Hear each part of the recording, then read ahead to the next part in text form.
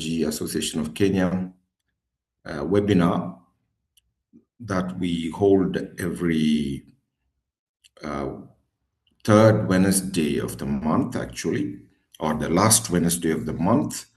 And today we are privileged to have two speakers, Mary Kitaka, who is also a board member of the Positive Psychology Association, who works with Carla on a particular project called the Dream Sponsors and My Girl Tribe program within the Dream Sponsors.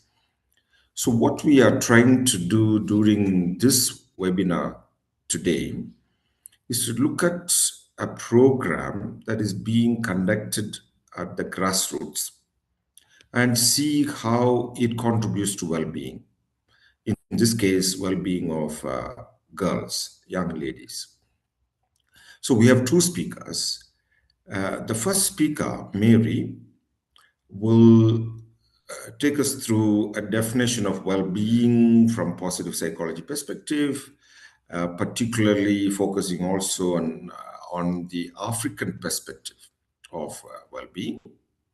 And then Carla will tell us more about their project called the Dream Sponsors and the program, the training program, as one of the initiatives of Dream Sponsors, which is called the My Girl Tribe, and then related to how it contributes to well-being of young ladies, particularly in Kenya.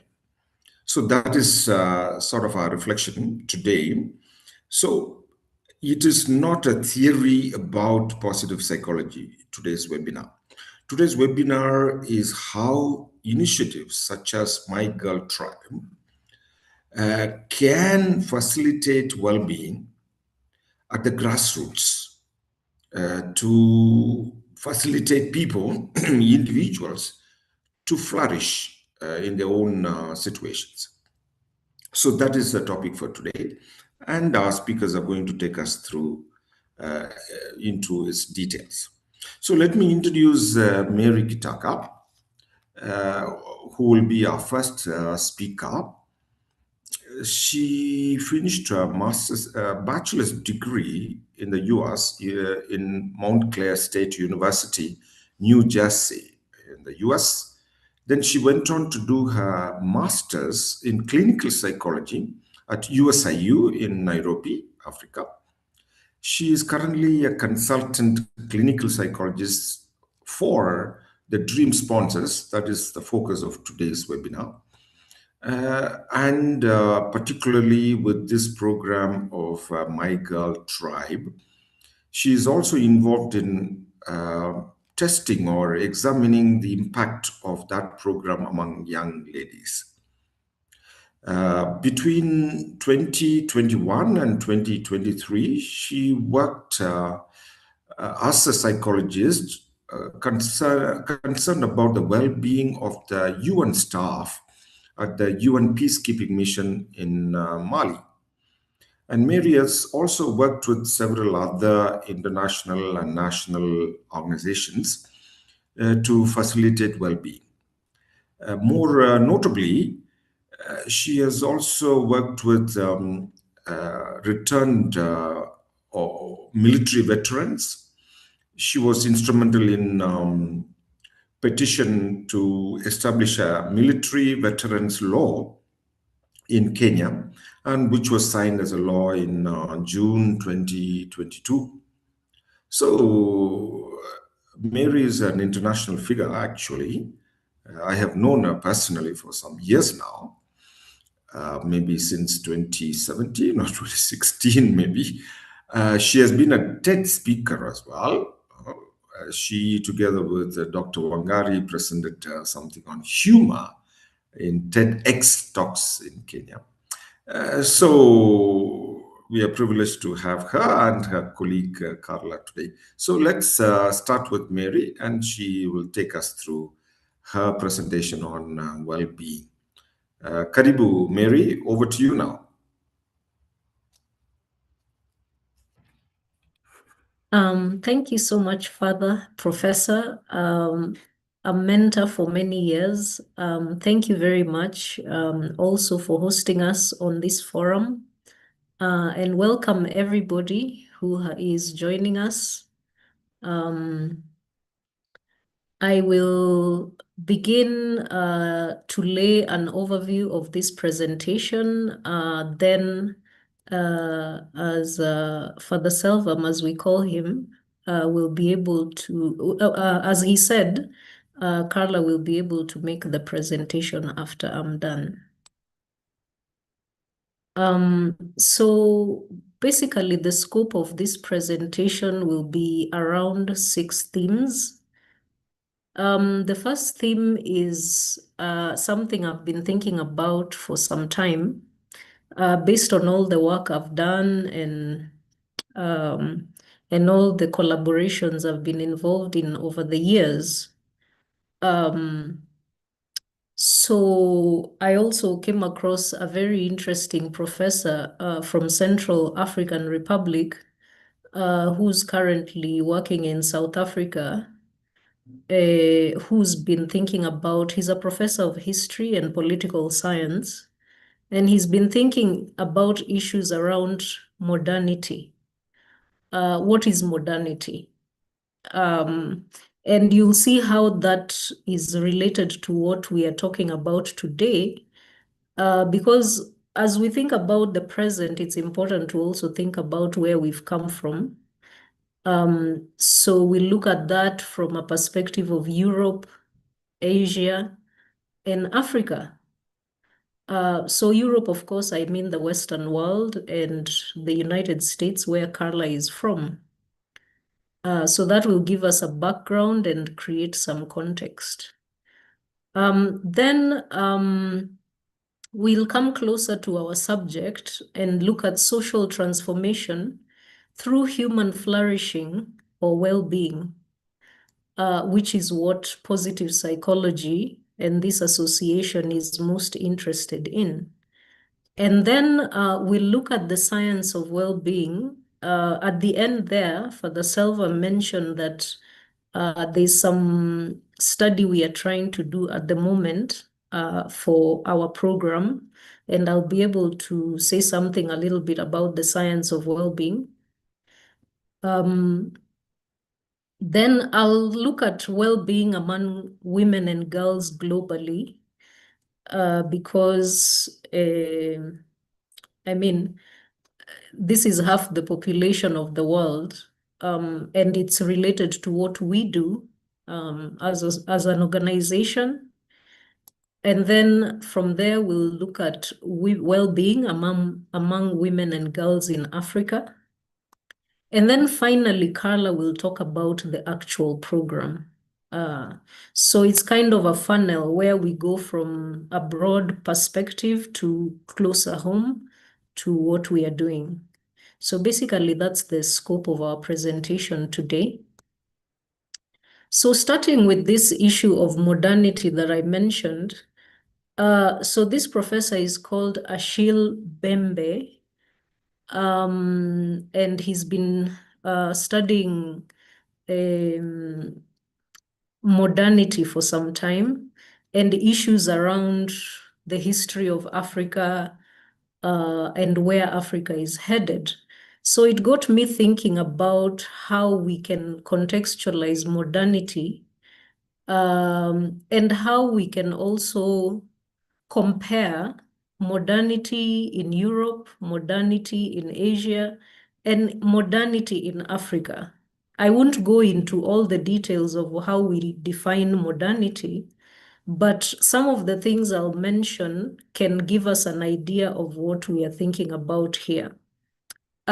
Because this modernity and how it has evolved in these different regions has a very big role to, has a very big role in how we see the future.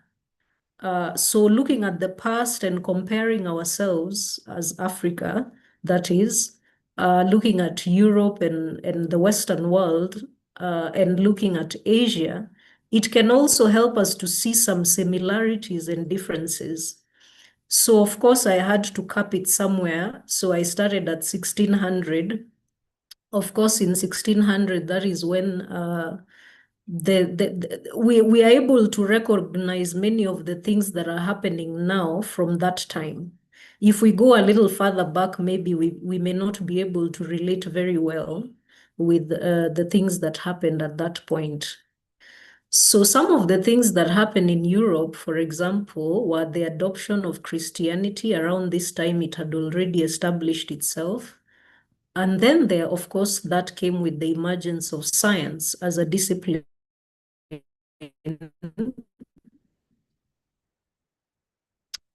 Then there was industrialization, there was capitalism, and I think they even followed this order. Then we had modern states. Sometimes when we live in the time we live in now, we can forget that these states didn't exist as they are. Europe did not exist the way it exists now.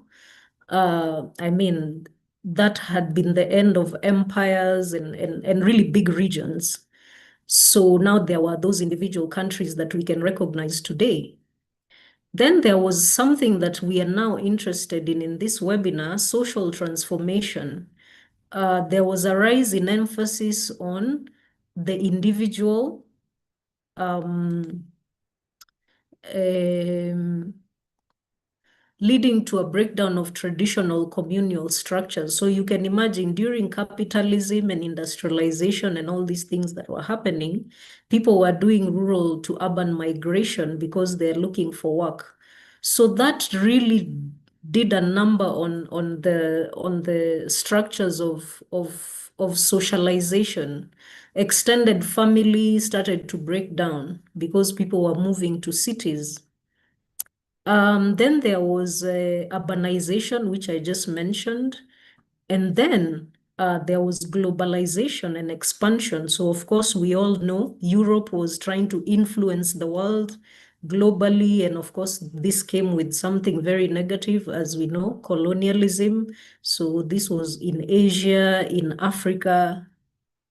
We are all familiar with what happened in the Berlin Conference. And of course, also European companies were expanding to all these regions of the world. Okay, so basically, that is how Europe came to be the modern Europe that we know. Then the last thing that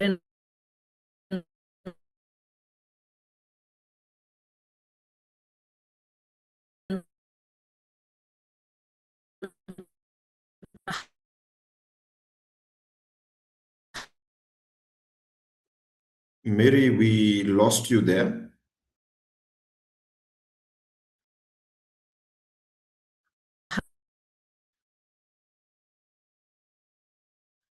happened then was governance, a whole mirror of the Mary, European you might have experience. to go back a little They bit. did Sorry, adopt. Mary, you might have to go back a little bit.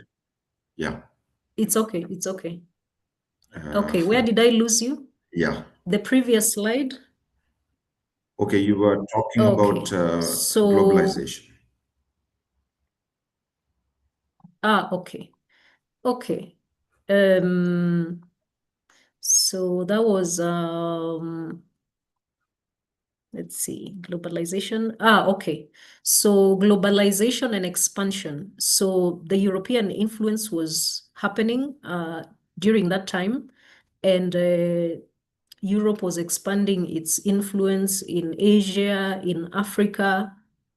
Um, And then that came with some negative aspects, such as colonialism. And there was also European companies trying to find new markets in different parts of the world. The last thing that happened, which was around 18th century, was the development of democracy as we might recognize it these days. And that continued to the present time. So that's Europe. And we can make a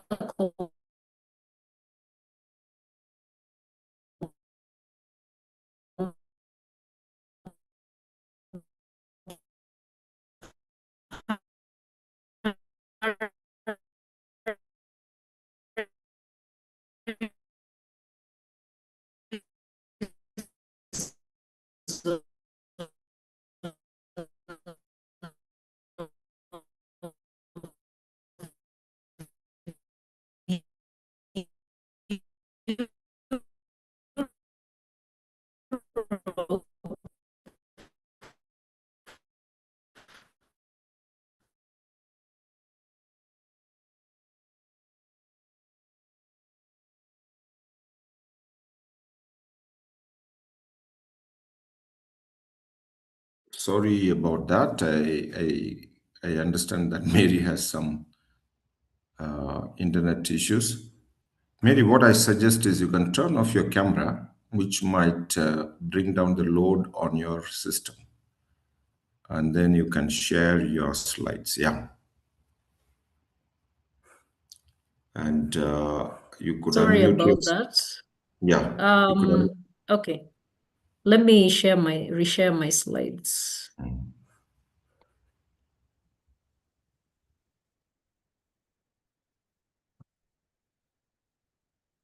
Uh, yeah, so okay, so I was somewhere around here. I was talking about Asia, so we are trying to make the comparison. So there was rapid in the, urbanization and industrialization, and the governments there were particularly guided by economic transformation. And we can recognize even today the mega cities of Asia, from Shanghai to Mumbai, and even in Jakarta. And these grew very quickly. Then, unlike in Europe, where it was a bit slower. Then there was the colonial, post-colonial hybridity, which we can call it. The modernity was introduced, of course, because these countries had been interacting with the colonial powers. So that would be like Britain and France. So they were also the ones who brought some of these modern things. So there was infrastructure building, but later the countries would readapt to some of their own values. Then there was something called the developmental state model, and this was, of course, a state-led economic planning. And you can really think about China for this, where the government really, really plays a big role in the development of the country. Then there was I guess you could call it the spiritual and cultural underpinnings. Uh, so these were the ones that were maintaining the values. So things like a focus on group harmony and a hierarchical society. So these were really emphasized by these Asian countries. And this was the case as well. So when you hear Confucian, you may think of countries like Japan and the northeastern part of Asia. But in South Asia as well, India, Malaysia, Indonesia, there were Islamic underpinnings, which defied the modernization in Europe, which is mostly about modernization is equal to secularization in Western countries. This was not the case in Asia, so they went against that. Now, coming to Africa, one of the things that characterizes modernity in Africa, because Africa has been on this journey for a little bit of a shorter time, is decolonization. If you're if you're reading literature currently, scientific literature that is coming out of Africa, there's a lot of conversation on decolonization. And of course, this decolonization, we would say, has been ongoing since African countries were starting to gain independence. But that has morphed into more than just gaining independence, because that phase has been completed in pretty much all African countries. So now African countries are trying to develop their own identities by creating new relationships that are based on trade, international cooperation, and cultural exchange. Then there's something also that happened in Europe and in Asia. So there's religious modernism. So, of course, in Africa, it's a divide between the two major religions. If you look at even the numbers from the centers that do the research on religion, you'll find that Christianity and Islam are having pretty much the same number of followers of these religions, and traditional African religions have really taken a backseat. Then also for this religion modernism, it has been fueled, especially in Christianity, by mission-driven education and mission-driven healthcare. So a lot of people in Africa depend on mission hospitals for their healthcare and even for their education. Then number three, of course, is technological leapfrogging. When I'm thinking about Kenya, Kenya is always being used as an example in the international scenes because of its mobile banking, its use of clean energy, such as geothermal power, solar, nuclear.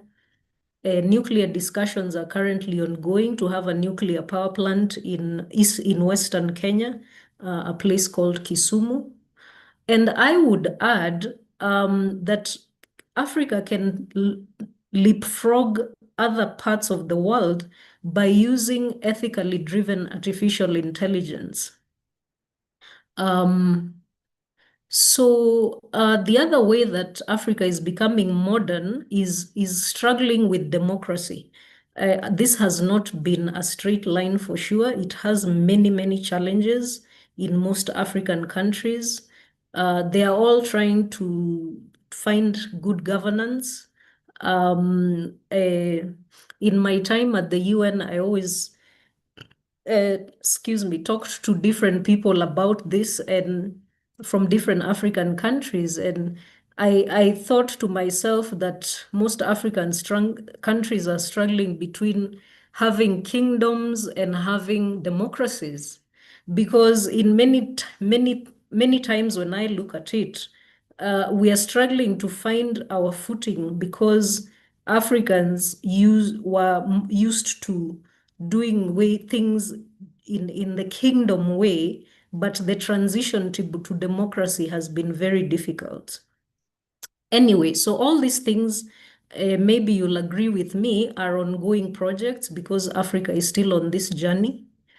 Um, then, so continuing, Africa is also trying to preserve its art. There's a lot of returning or repatriation of art that is going on from Western countries or former colonial countries like Germany, France, and Britain.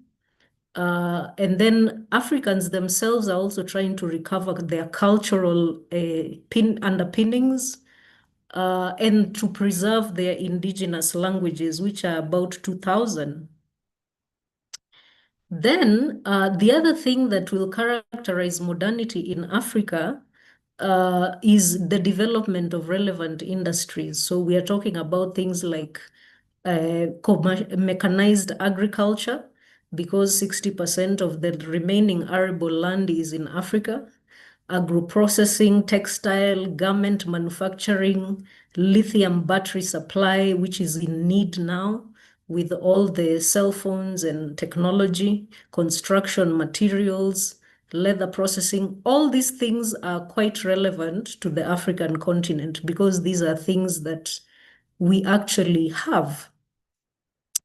So just stay with me. This might not be psychology, and this is what I meant by beyond psychology, that we need to look at things a little broader and not just in the field of psychology.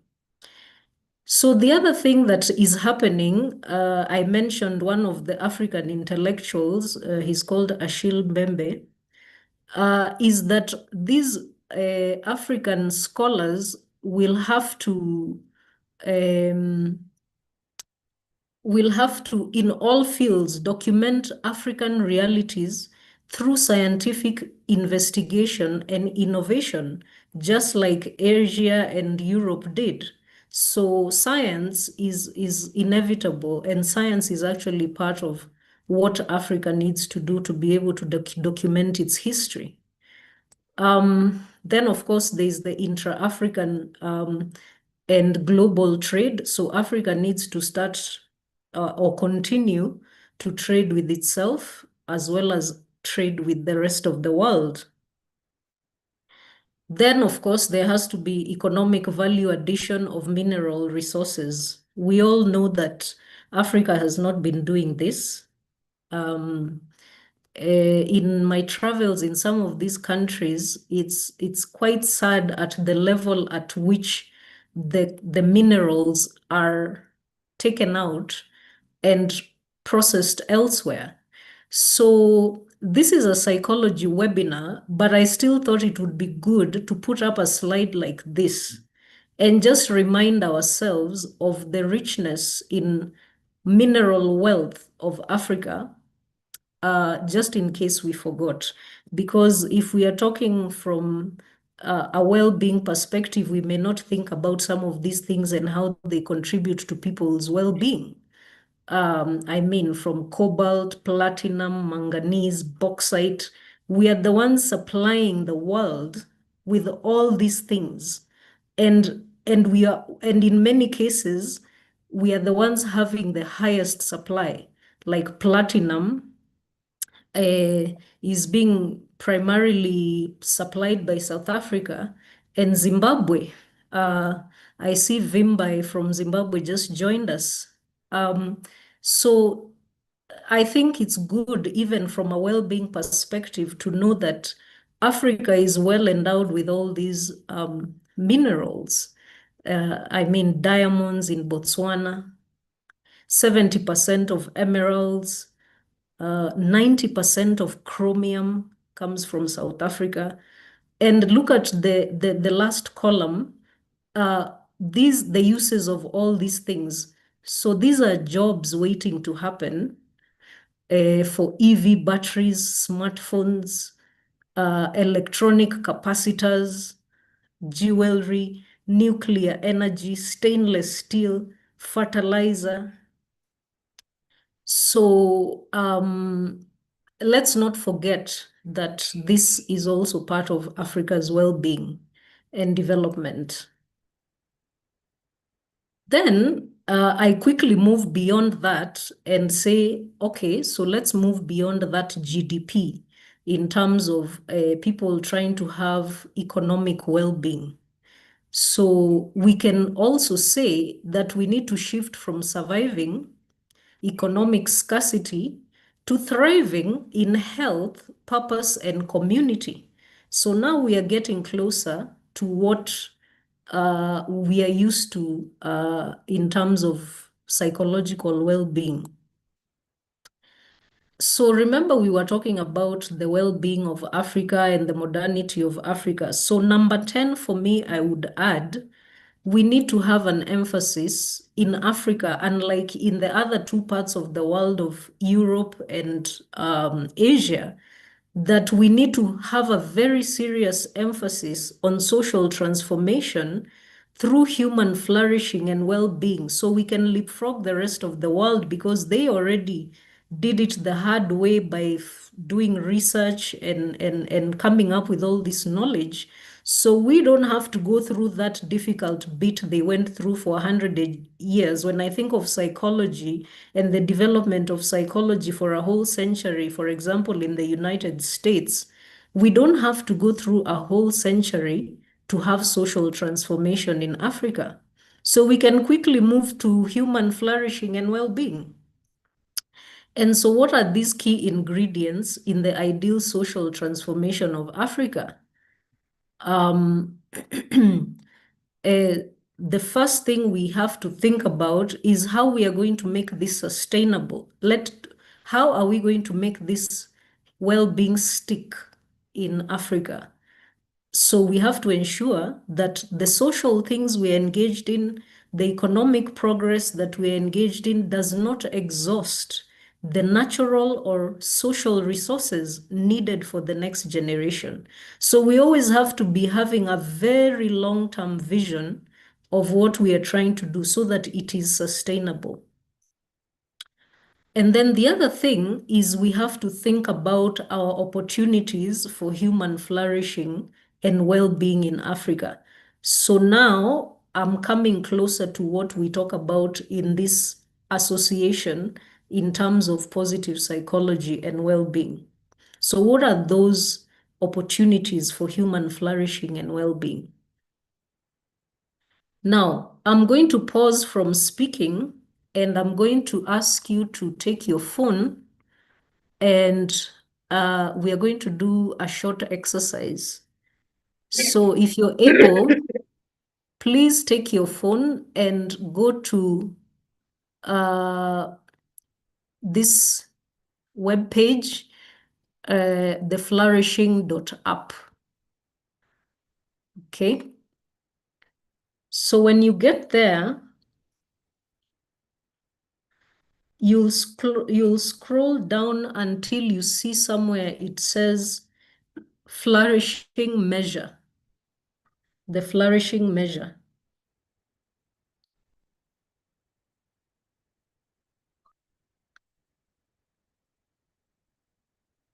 So it has a couple of measures. So click on the one that says the flourishing measure.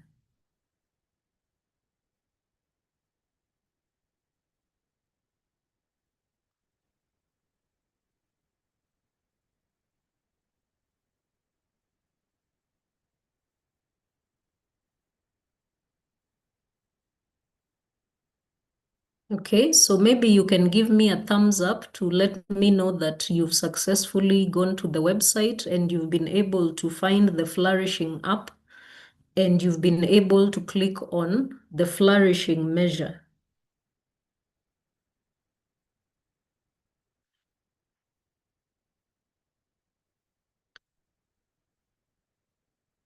How are we doing, Wangari? Please let me know if people are having trouble because I can't see as I'm presenting, I'm not able to see the chat box. So please just let me know if anyone is having challenges in getting to the Flourishing app. And we're okay so far.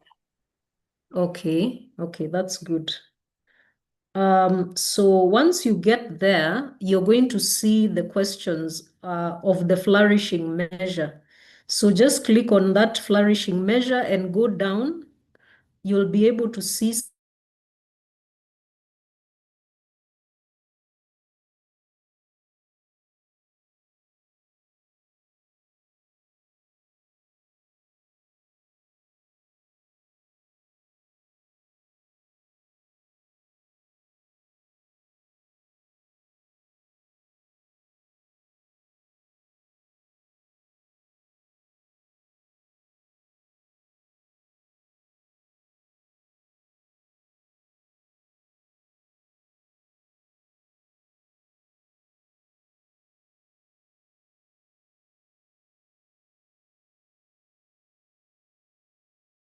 some questions.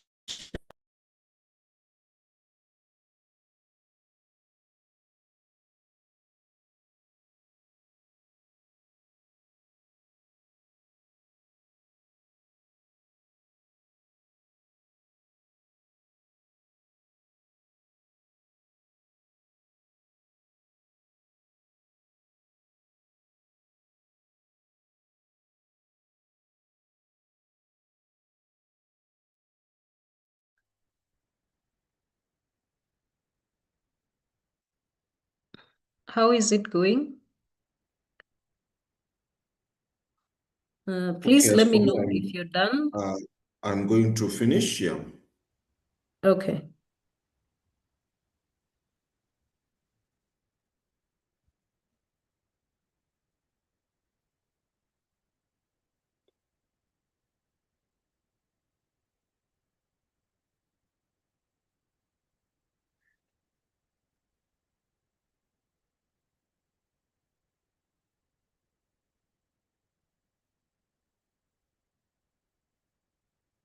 Okay, so basically these are the questions that you may have seen there that you are answering. And for the purposes of time, for the reason of time, I'll just go through them quickly. So this flourishing measure is looking at how satisfied are you with life as a whole these days? In general, how happy or unhappy do you usually feel? in general? How would you rate your physical health? How would you rate your overall mental health? Overall, to what extent do you feel the things you do in your life are worthwhile? I understand my purpose in life.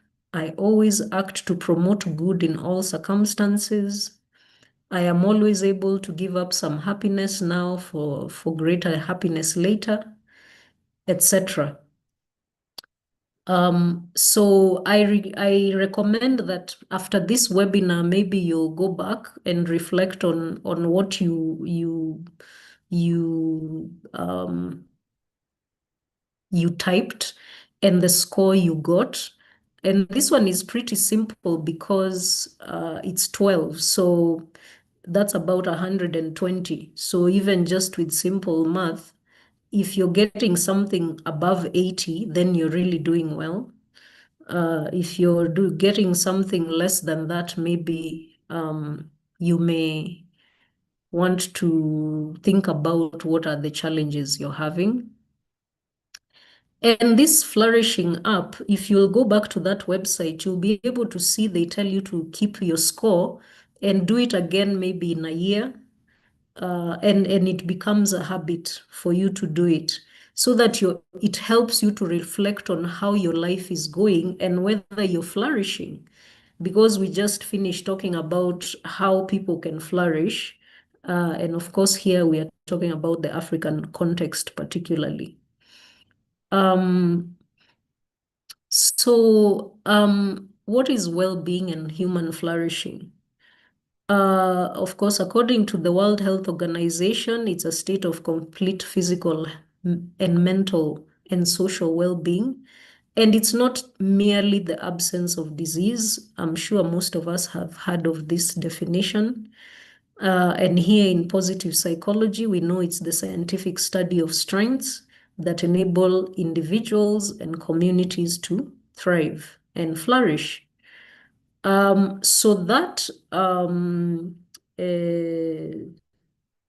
survey you've taken just now is from the Harvard University Human Flourishing Program, which I would highly recommend for us who are particular followers of positive psychology to follow. I've attended several of their conferences, and they're really, really going on well with this. And the study is actually still ongoing. It's a longitudinal study. It's led by Professor Vanderwill of the School of Public Health. So what are the domains of well-being and flourishing that they look at in that study? And basically that's what you just filled out. It's looking at these 5 aspects: happiness and life satisfaction, mental and physical health, meaning and purpose, character and virtue, and close social relationships. So these things are beyond just psychology when we look at them. So, for example, physical health and even social relationships. But all these things contribute to human flourishing. So I did a webinar previously on understanding well-being. For those of us who've been on this journey for a while, I think that must have been 2 or 3 years ago. And that time I was actually doing it based on this book called Measuring Well-being. And one of the things that I can report, having read this book at that time, is that Dream Sponsors, which is the organization that is on this webinar today, even just from their title, Dream Sponsors, is sponsoring young people to achieve their goals. And the scientific study of what is it called? Generosity. I mean, I'm forgetting the other name for generosity that is done in scientific studies. But basically, what they found in this research is that When people spend more money on pro-social goals like charity, they experience greater happiness than when they spend money on themselves. And that is basically what Dream Sponsors is all about.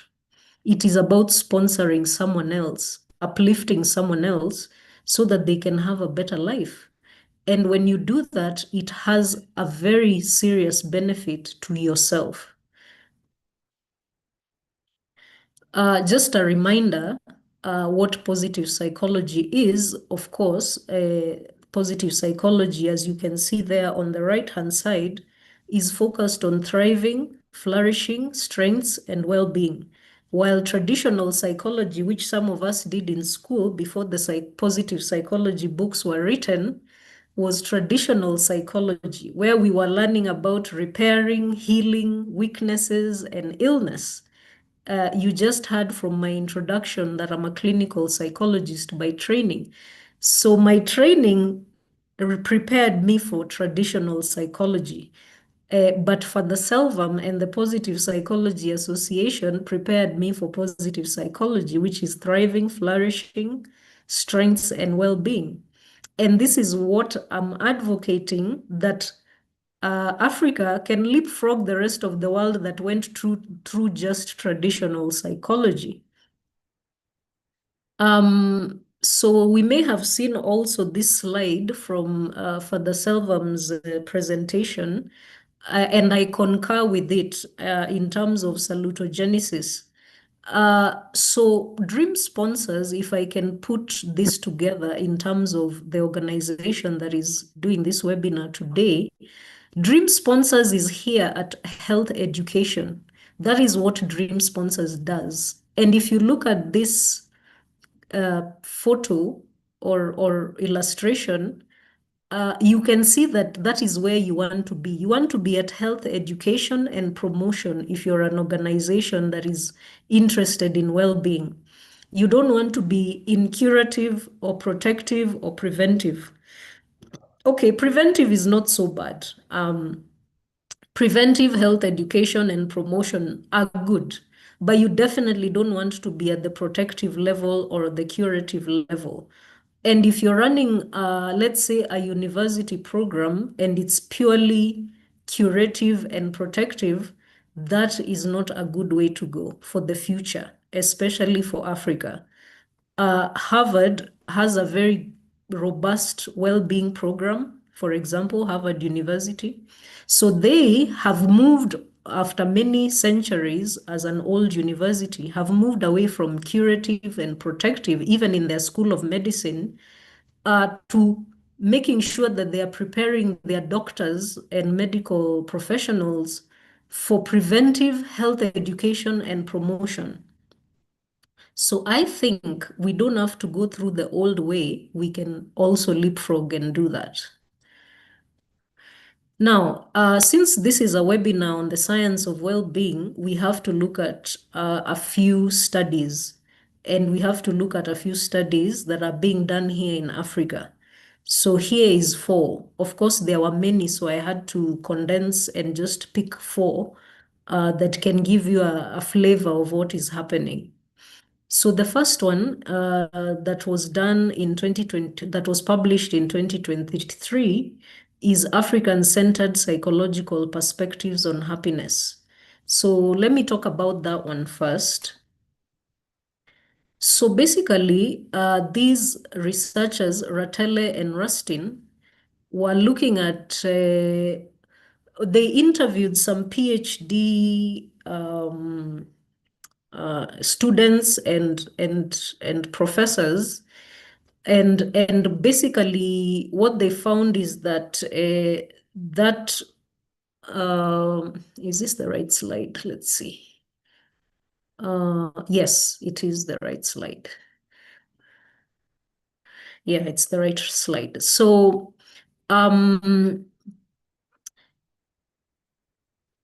it's not this one. That's a different one. So yes, it's this one. So Rustin and Ratele were asking themselves, some of you may know that there's a very high level of gender-based violence in South Africa. So they were asking themselves, since they're doing positive psychology and trying to understand well-being, they asked themselves, how do women who live in countries characterized by high levels of gender and sexual violence construct happiness? So how can these women in these countries be happy if there's so much violence against them? And so what they looked at for individual happiness factors were culture. So how much does a culture promote positive aspects? The history of that country. For example, here we're talking about South Africa, apartheid and the end of apartheid. Personality, so an individual's personality. Social demographics, so what is the level of economic power of this person plus their family, the levels of freedom, how free do they feel, like the purchasing power they have, and even the governance of that country and how much they practice gratitude. So these were some of the individual factors they looked at. Now, for the qualitative findings, because they were doing qualitative interviews, they found that happiness as as interconnectedness. So this includes being connected to other individuals as well as the broader society. So in fact, one of the participants answered them by telling them that for them, happiness was making sure that someone else doesn't suffer more. They wanted other people to suffer less. So they didn't feel that their happiness was possible if other people were suffering. The other thing was that happiness is maintaining a balanced life.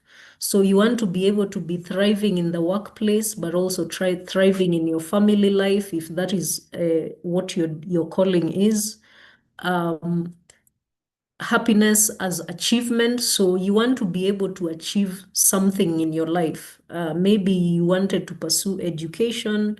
Maybe you wanted to pursue a particular project or a business. And also happiness as a positive emotion, which we know is part of the PAMA model in positive psychology. And specifically, they found joy as one of the things that people were pursuing. So how do we connect this to dream sponsors and my girl tribe? So for me, of particular interest was that the My Girl Tribe program actually achieves all these four things in the African context. My Girl Tribe already is number one. It emphasizes interconnectedness. We are trying to form a tribe of girls or women, future women, promoting happiness through some of the sessions that Carla will talk about later. And happiness as an achievement, we try and set goals with these girls that we try to empower. And we also try to promote positive emotions in some of the sessions when we try to teach them about emotional self-awareness. Now, there's a slide I missed, but I think I'll skip it for the purposes of time. I'll go through community-based participatory research. So my Girl Tribe works mostly in rural African contexts. So this paper, let me just go back to it quickly. This paper called Community-Based Participatory Research in Rural African Contexts is from Ghana. And actually, my Girl Tribe is also in Ghana. And what those researchers found in Ghana is that rural communities in Ghana are highly collectivistic. So when people are doing research in these communities, they have to make sure that they remember that African societies, most African societies, especially in rural communities, are still very collectivistic. Residents often have less access to medical, educational, social services and have higher levels of poverty and illness. And also, translating forms is very important. I found this to be the case when I was collecting data recently in Mumias, Kenya, which is in Western Kenya. You have to make sure that you translate your forms. You cannot be doing them in English. It's not going to work. Then participants are usually often farmers or traders because those are the most predominant sources of income for the people living in those areas. And you have to pay attention to things like market days, funerals, and weddings, and other events that happen in those communities. Unlike now in urban communities, which I think most of us live, urban communities tend to be more individualistic with less influence from community leaders. And then they have greater access to medical, educational, social services, and they have higher literacy rates. So it's possible, even in African contexts, to conduct your research studies in English or in French if you're in West Africa.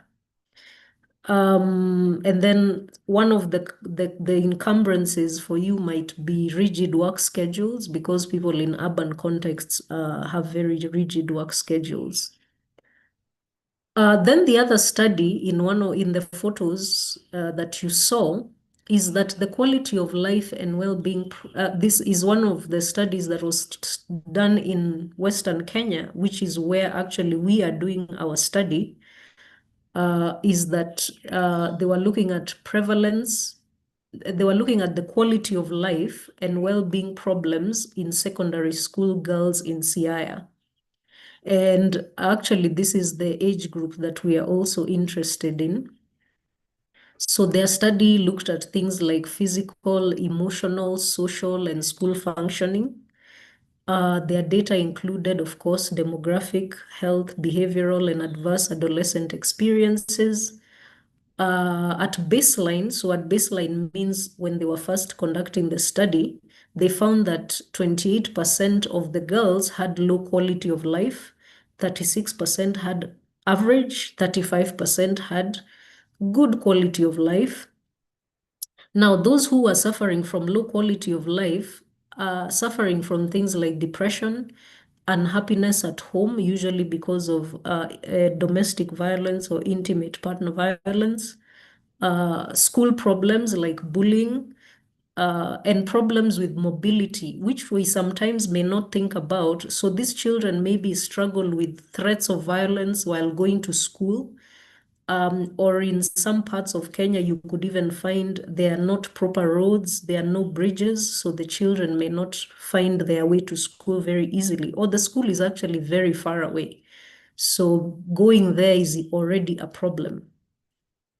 And pain and distress. So this one is mostly for the girls because they, during their menstrual period, they are unable to actually go to school. It's too painful to go to school.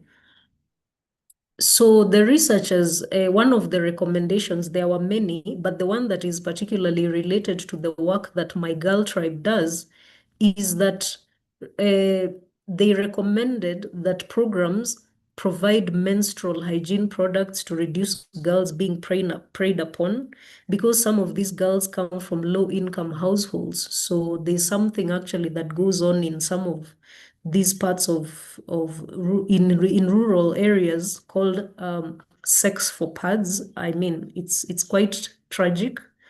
Addressing family and societal norms that contribute to abuse. So talking to parents and trying to support them in the issues that are contributing to violence. And they also recommended that there's an introduction of menstrual hygiene programs and violence prevention initiatives. Why is this important? This is important because we want to know what the problem is through science as it's been done here, and then go ahead and be able to support the children or the young people in what it is that they're struggling with. Okay, so I think I'll go very quickly. Some African references in various aspects of well-being that you might be interested in. You see Father Selvam's name in the third row. This is some of the research that is going on in Africa. So if you're someone interested in research, these are some areas of research in well-being that you can have a look at once this webinar is recorded and you're able to come back to this slide and have a look. Okay. So, what are some outcomes that the UN Women, the United Nations Women arm of the United Nations that deals with these things, is looking to do in the next 3 years, between now and 2029? They have four particular themes that they are looking at. They want to end violence. They want to empower girls through STEM education, combating poverty, empowering them digitally, because we know that girls are usually not online as much as boys. Peace and security, because of course of the violence. And then leadership, encouraging them in leadership and decision making, which is something we are actually doing in my girl tribe. So African girls also experience gender disparities, things like anemia, lower secondary education completion. Uh, they miss school due to menstruation, as I mentioned. And Dream Sponsors is providing community-led education and specialized psychosocial support through the My Girl Tribe Inner Wellness Program, which is currently running in Kenya, Ghana, Uganda, and Zimbabwe. We tackle those education barriers, gender inequality, and mental health. So thank you very much. And very quickly, I'll hand it over to Carla so that she can also now tell you about my girl tribe proper. Okay, let's see.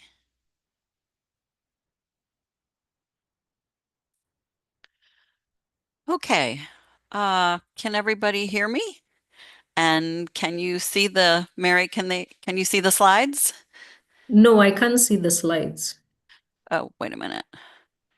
All right, I don't know what happened.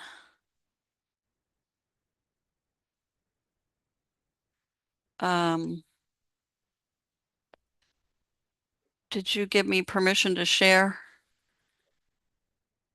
Yes, earlier you had been given permission. Yeah, why is this not? Okay, wait, share. Here we go. I don't know what happened. Okay, so let's go from the beginning. Okay, how about now? Yes. So Okay, yes, wonderful. yeah. Okay, first of all, I wanted to thank you all for inviting us to participate in this with all these esteemed, wonderful people from all over the world. I see some of my friends and colleagues here from America, from Pennsylvania, from Florida. So thanks for joining us and thank you for having me. I'm delighted. I want to take this back to the beginning, how we started, because I get this question all the time when I'm talking about the work that we're doing. How on earth did somebody from a real small town in Pennsylvania become interested in Africa? This ties into what Mary was highlighting about the well-being and when she presented the slide of the domains of well-being. I really want to focus on the third one, which is about meaning and purpose.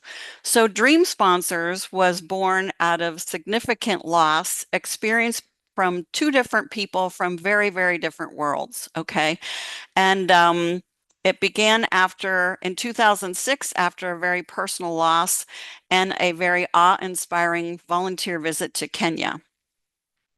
So I wanted to talk a little bit first about, because this pertains to individual well-being as well as kind of what leads to giving back and helping others. So I wanted to talk a little bit about finding your purpose when you're not expecting. That's a little play on words, because I had a personal challenge with infertility and lost the dream of being a parent to a biological child. And I wanted to talk a little bit about the impact of that, because I think that the loss of being able to bear your own child is under recognized globally. I think there's a lot of taboo based on different cultural beliefs and practices that lead to being stigmatized. Often the female is blamed for not being able to bear a child. There's emotional rejection, emotional abuse. There's often pressure and ongoing questions from friends and family. It often leads to divorce and in some cultures, polygamy. Male infertility is sometimes overlooked because it ties very much so to masculinity, which is uh, which is very important to different cultures. So in most cultures, children are viewed as essential to marriage, and couples are viewed, when they cannot have children, are viewed as incomplete, unsuccessful. Some even believe that they're cursed or spiritually troubled. In various African countries, fertility is even more valued because children contribute to the family and the community through economic labor, family lineage, elder support, and then community identity overall. So in thinking about infertility and miscarriage or stillbirth or death of a baby during a complicated delivery, I feel these are unique grief and loss issues that really most cultures don't have mourning or funeral or healing rituals for these types of losses because we don't like to speak about them. So these can result in isolation, feeling ostracized or stigmatized, and then it's because widely we take for granted our fertility. We believe it's a normal human function to procreate. So across cultures, and this is where this ties into well-being, across cultures overall, infertility leads to depression, anxiety, grief and loss, relationship stress, social exclusion, and financial strain. Did you know that 1 in 6 adults worldwide experience infertility? So that's a pretty high statistic. And I looked up some data. So in East Africa, 10 to 16% of reproductive age couples are dealing with infertility. And that translates to millions of women. In Kenya, in particular, 10 to 15% of reproductive age individuals are struggling to conceive a child. And these conditions are driven by untreated infections, sexually transmitted infections, pelvic inflammatory disease. In the US, we have about 10 to 13% of married women between the age of 15 and that was a statistic I found. Actually, 15 is not even the age of consent here. But between age 15 and 49, most of those women, that's a high percentage, they're not able to either carry to term or get pregnant. And 15% of heterosexual couples have trouble conceiving after 1 year of unprotected sex. Male infertility factors contribute to 30 to 40% of infertility, as well as female factors. And then the rest of those between 30% and 20% are just unexplained contributing factors. So in America, most infertility is driven by overall, couples are waiting longer to try to conceive. They're focused on career, other things. And then by the time they try, it's not as easy. There's hereditary factors, obesity, chronic stress, substance abuse, and then lifestyle and environmental factors. We're also finding that even in men, uh, they're finding plastics in the sperm sample. So plastic is also, very much in our environment, and that's contributing to problems with getting pregnant, conceiving. So I wanted to talk a little bit about grief. Very popular stages of grief that was pioneered by Elizabeth Kubler-Ross. But we are now talking about 6 stages of grief. So first we have denial, disbelief, and then often anger, bargaining, depression, what we call acceptance. I tried to think of acceptance more like finding a new normal. And then the 6th stage that we talk about is finding meaning, which again goes back to one of the domains of well-being that Mary highlighted earlier. In the book, David Kessler, he talks about the sixth stage of grief being finding meaning. So the meaning isn't really discovered or found in the actual death or loss of a dream of having a child, for example. The meaning is found in what the bereaved person does after they experience the loss. So it's really about discovering or creating purpose that then honors the deceased or the loved one through finding some way to do intentional actions. So we're really talking about the sixth stage of grief, which is transforming grief and suffering into an expression of love and giving back, having a purpose. So I wanted to talk about Dream Sponsor's birth. We did have a birth, and it was born out of grief and loss from two very different people on two very different continents, living very, very different lifestyles. That was myself and Fiston Kahindo, who was an orphan from the Democratic Republic of Congo. And in the photo, you can see Fiston and myself. And actually, I'll talk more about where we began in a minute. But Elizabeth, this young orphan girl with her grandmother, she was the first sponsored orphan back in 2008. So we had been dealing with, in the same time frame, we didn't know each other, but significant losses, even though we were worlds apart. My husband and I were dealing with 10 years of painful, invasive, expensive, and unsuccessful fertility treatments, surgeries and needles and drugs and you name it. And we were trying to work through and accept the loss of not having our own child. Fiston was experiencing traumatic loss of his parents, his family, his home, his country, and the life he knew. And he was really in chronic survival mode. He has an amazing life story. So Fiston was living in the Democratic Republic of Congo. His father was a very prominent doctor at the time. His father spoke out against the political regime, the dictator at the time, and his father was murdered. He was poisoned by the regime. And a week later, during his father's funeral, on Fiston's 8th birthday, his mother died of a heart attack. Fiston's older brother, he was 12 years older than Fiston. Fiston was 8 at the time. His brother was studying in another part of the country in a boarding school, and the regime was coming after his brother. And his brother found his way back to Fiston's village, and he rescued him. And they fled on foot for a month, surviving in the wild. They went from the Democratic Republic of Congo, and they found their way finally to a refugee camp in Uganda. And then they eventually found their way to Kakuma refugee camp in Kenya. Then at 16, Fiston's journey would take him from Kenya to a boarding school in the northern part of the United States, where he was able to get a soccer scholarship. From there, he went to Lynn University in South Florida, where I was living. And now he's in Atlanta, Georgia, raising his daughter. But that's where we met. So I was dealing with my roller coaster ride of infertility for over a decade.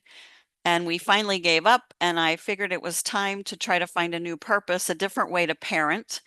And I was able to go on a volunteer trip to Kenya, where I met 5 former street orphans, and I spent a lot of time with them and tried to help them with their grief and listen to their stories. And we did some touring of some of the slum communities there, and some of the orphanage is in the Nairobi area and outside of Nairobi. And when I got home from that trip, there was a story in our newspaper about Fiston, who was then studying at Lynn University in South Florida. So the two of us met along with my husband, and we formed Dream Sponsors. So we were both grieving, we were both finding purpose, and we met, and we were able to begin this small, very grassroots organization with the mission at the time to provide basic needs and school fees to orphans and vulnerable youth through sponsorships and scholarships. We then morphed into a board of directors, including Lexi Sanguinetti, who's pictured far right. and of course Fiston, and then Roberts Ungus, who is also from Kenya, from Western Kenya, who lives in the States. He's living in Washington, D.C. area, and we formed a small board. And we also have a CBO board in Western Kenya, which is pictured above. We have numerous volunteers that devote time in Ghana, Uganda, Kenya, and most recently Zimbabwe. And we work with small grassroots organizations with collaborative partnerships. We establish MOUs, and we try to target mostly rural, underserved, and very marginalized village communities that are mostly focusing on our newer female empowerment initiative. So initially, through the sponsorship program that we had started back in 2006, we had about 25 orphans and vulnerable youth that we offered school sponsorships to and provided basic needs to the home. Most of these orphans at the time were being taken care of by an extended relative caregiver. Some were not. Some were more living on the street, like Peter. He's pictured here. But we were able to bring basic needs to the home and then provide the school and the education to the child. Our goal was to get the children through Form 4, but we had some high achievers and we were able to give them extra training through polytechnical training, plumbing and pipe fitting programs, and sewing and tailoring, some culinary art training. Some of them did go on to college. Pictured here are Sylvia and Sharon, along with Mary Dean, Alexi, and I. They were able to go all the way through college. Sharon is now working with us. She is trained as a teacher, and Sylvia also. But along the journey of working with the sponsorship program, we realized that a lot of the girls were particularly struggling. Several of them became pregnant very early. One gal, Sylvia, who's pictured here, was forced to marry early. She was from the Maasai community. And so once they got pregnant, of course, that really ruined the chances of them completing school and completing their dream goals. But we supported them and they were able to go further. Peter also, Peter was one of the boys I had hoped to adopt and bring home along with his brother. They had been living on the street and then they were being sponsored with the help of a church over there, but it became too difficult to try to adopt children from Kenya at the time. So that's when we decided to start Dream Sponsors. And then his brother was killed a number of years later in a motorbike accident. So Peter had suffered tremendous loss. His parents, his grandfather, his brother, who he took care of when they lived on the street. So there was just loss all over everything with Dream Sponsors. So when we realized that the girls needed more than just a regular education in school to get through Form 4, we talked about what components might be helpful. So my sister, who's trained as a medical professional here in the States, we sat together and we also talked with a bunch of other people that were in Kenya and also in some of these villages. And we decided to put together the My Girl Tribe Inner Wellness Program.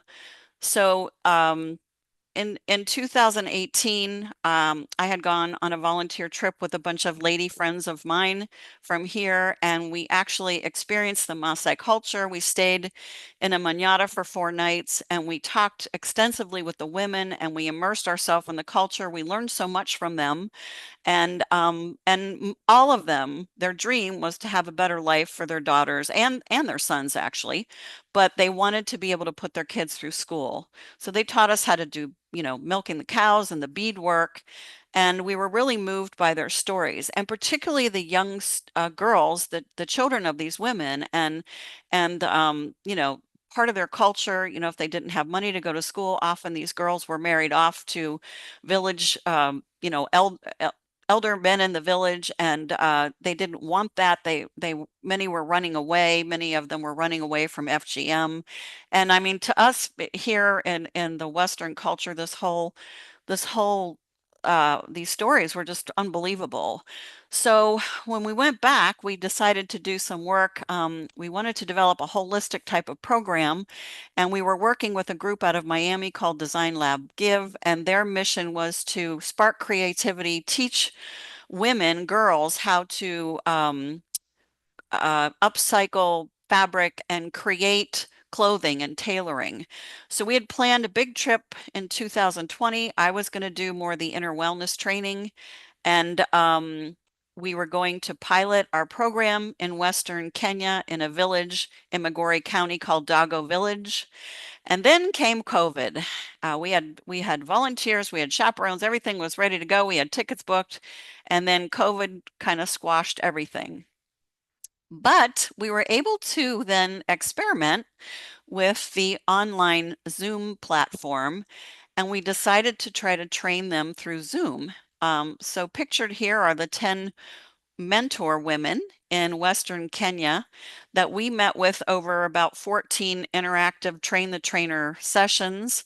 And we had a great deal of culture exchange. We learned so much from these women, and they learned from us through the tears and laughter and storytelling. And they gave us a lot of good material to put into and upgrade our My Girl Tribe program. During that time, COVID was playing out, there was the lockdown, and there was a full-on huge increase of teen pregnancies in their community and throughout Kenya. I think in one community in Kilgoris, which was in the Maasai area, there were about 13,000 unplanned pregnancies with girls between the ages of 9, 10 years old through 18. So to us, that was tragic. And then we thought more about what do we need to do to teach these girls to, be able to stand up for them, to set boundaries, to say no. So we developed the My Girl Tribe Inner Wellness Program to bring girls together, okay? To create a tribe of girls. I know Africa can be very tribal. America is very tribal, but we don't talk about it in the way that Africans do. Tribal here can be a divide along political lines, which is really intense right now in our country, but it can also be ethnic, economic, socioeconomic status. We all have tribes globally. So we decided, if you're not supporting each other as girls, then the divide sets you behind. So our idea was to create a girl tribe, and the tribe is an acronym for transforms. So we want to help them transform negative messages, self-talk into positive messages. Respect thoughts, feelings, beliefs, and the space of your fellow girl tribe members. Inspire ourselves and others with positive words to achieve success. Believe that we can achieve our dreams with the support of our tribe members, and educate. So educate ourselves and others to be our best selves. And what does that mean? The program was developed on brain-based learning concepts and 4 styles of learning. So we have visual learning, we have a workbook journal, we have PowerPoint presentations for all 7 sessions. We also have a kinesthetic or tactile learning. Every session has hands-on activities. So, if we're dealing with people that aren't real well schooled in literacy, or they speak different language, there's always something that can be gleaned from the tactile components of our program. We have auditory learning. Every session starts with a pledge that has rhymes. We incorporate drumming, music, and then I was trained to do clinical hypnotherapy. So I use a lot of subconscious internalization in the program components. So the power of the tribe is really when we discover our own inner strengths and our abilities, and then we join with our fellow girl tribe members, other females. We believe our chances are far greater to reach our full potential and achieve our dream goals. So we believe at My Girl Tribe that we need each other in order to be successful. We know that globally, women, more so than men, are nurturers of relationships, and we find fulfillment by being part of connectivity to other people in our lives. I find that men more so define themselves by what they do, their careers, competitive sports, jobs. I think women define themselves by who they are in relationship to others in their lives. So I'm a mother, I'm a daughter, I'm a friend, and so on, and then our careers. But we know that girls often are not always supportive of our fellow females, and a lot of that divisiveness really impacts self-esteem and achieving our goals as a gender. I mean, how many times do we hear, I can't speak for Kenya, but I know here in America, when a woman achieves a position of high accomplishment, for example, the vice president, there's always something negative to be said. And it's also of a sexual content. Oh, she must have slept her way to the top.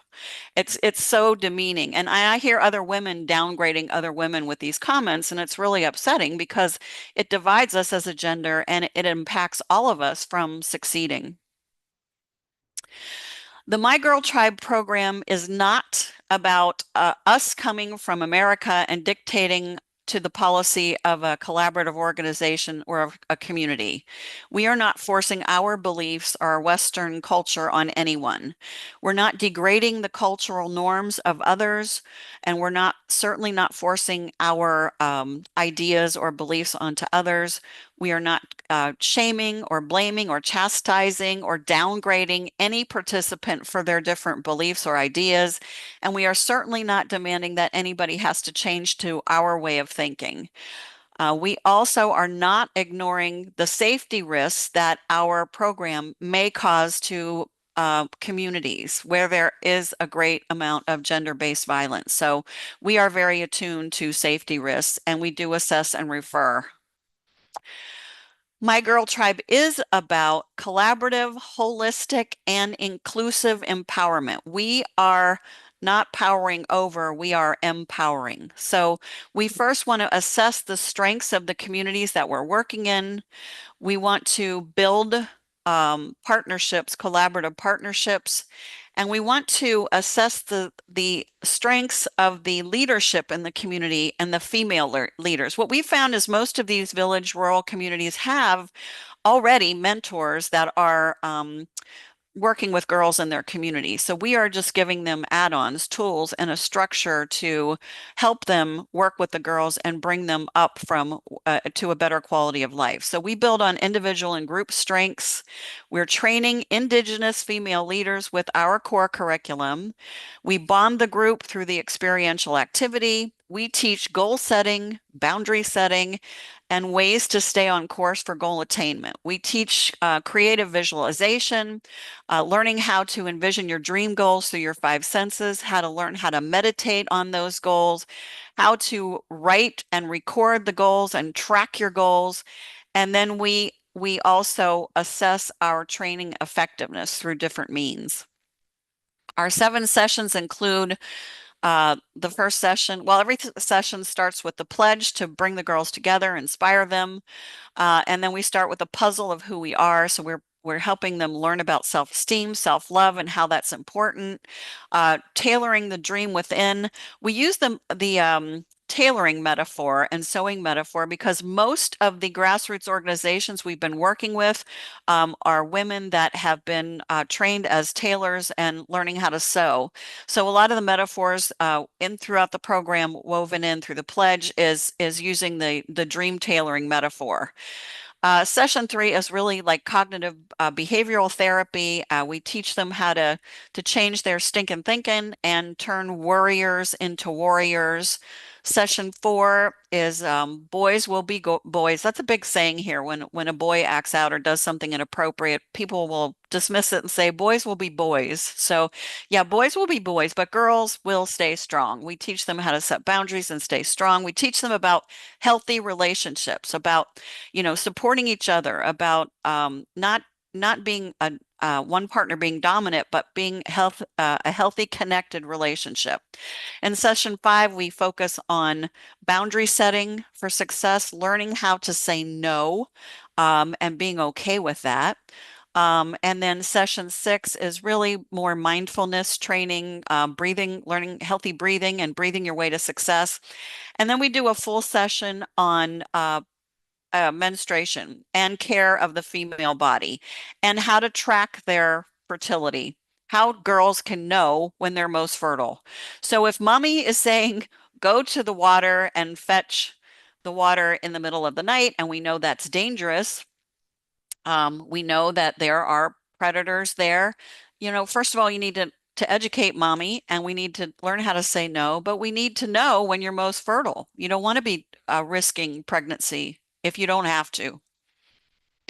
Our program includes an 85-page copyrighted participant workbook journal, and we have 7-session copyrighted PowerPoint presentations with full facilitator tips. We do the train the trainers through Zoom. We've also done some live train the trainer workshops at Don Bosco. Last year, we did a big 3-day conference training people from Kenya. We have pre and post tests to assess our effectiveness. We have different ones for the girl participants than I do for the mentors that we're training. We have agreement forms, parental permission forms. We have satisfaction surveys for the girls and the mentors, because we really want to know that our program is effective. We look at that and we value the feedback. We got some really incredible feedback from the participants we just trained in April in Western Kenya that Mary was part of. She handled the research piece. And the girls gave us great, great suggestions, and I'm actually going to change some of the program material because of it. And I think, the point being, every girl's voice is valuable, and we want to hear what they have to say, and we want other girls to benefit from it. So we do the Train the Trainer Zoom sessions, and then we are also accessible ongoing to facilitate meetings and, be continue to be part of directing the program. These were our girls at Don Bosco. We actually brought our teams from our lead trainers from Ghana, from Uganda, and we had some new people from Zimbabwe, and then we had new people and our existing people from Kenya. And we now have over 65 Indigenous female mentors trained in these different countries.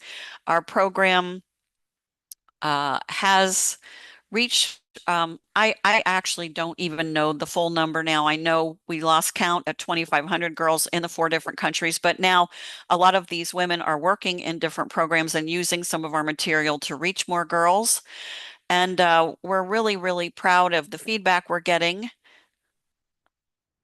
And we also are very, very honored to be working with Mary Kitaka, who is our clinical psychologist consultant there in Kenya. Mary has assisted us a great deal in arranging the conference in 2025, and also working in Mumias in April, conducting official scientific research so that we can really know how effective our program is. We're hoping to get published. We're hoping we can use this to obtain grants so that we can reach more girls in different countries. Mary is also working with a licensed marriage and family therapist that I had introduced her to through my professional organization. I'm trained as a licensed marriage and family therapist here in America. I've been in private practice for over 30 years now, and I worked in community mental health for a number of years for my early training with traumatized foster children, and also in a very indigent rural farming community where I worked my way up as clinical director, and I was able to develop programming to benefit newer immigrant populations that also struggled with domestic violence, gender-based violence here in America. But I had also met Dr. Ron Asiwi, who is a Ugandan professional who was also a research professional and professor at the University of Minnesota. And we are also working with Dr. Margaret at USIU in Kenya. And Mary will be wrapping up her follow-up research in August in Mumias, where we're going to do a follow-up training piece in August. And we will have a lot more to share ongoing, I'm sure, once she tabulates the research with the University of Minnesota and we have our outcomes to show. So we're happy to bring My Girl Tribe to communities near you. We are excited and we're very encouraged, because if we can help these girls learn to value themselves and to set and envision their dream goal, and then learned how to deal with the community stressors that negatively impact them, we believe that the communities can benefit as a whole and raise the quality of life. We are also working along developing programs for the men as well, and the boys, because if we don't work with both genders, then I don't think we're going to be seeing the results that we need. So thank you. That pretty much wraps up what we're doing. And I'm really grateful to be here. And I thank you for your time. And back to you, Mary.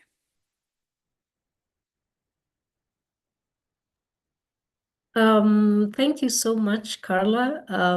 We are just on time by 5 minutes, so I'll also hand it over back to Father Dr. Selvum.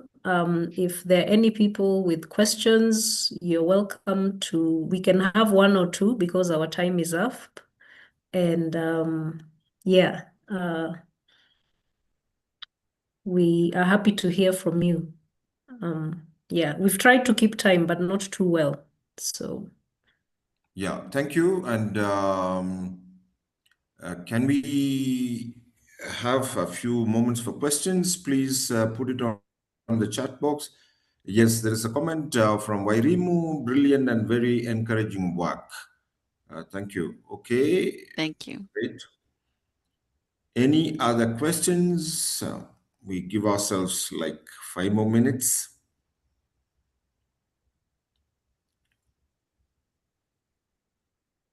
So it would be, in my opinion, it would be interesting, Mary, when some tracer studies are done, to be able to relate how the program has contributed to well-being. Okay, Ignatius asks, great work. How do I reach you? Maybe Mary, could you type in a contact that can be helpful sure, for those sure. who want All right. to reach? Okay. Yeah, I'll type in our email. You can be able to reach us.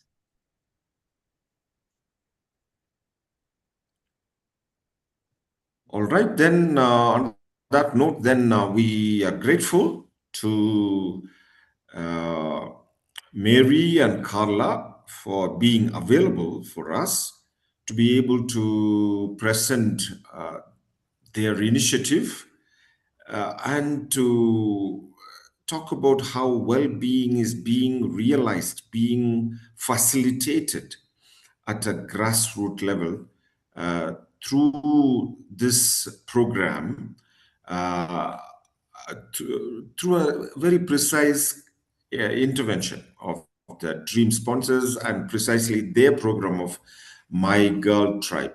So thank you very much, Mary and Carla, for being available, and we appreciate. Yeah. So Thank you so much as well for hosting us. We appreciate you all, you and also our audience. Thank you very much for joining us. thank you. Thank you.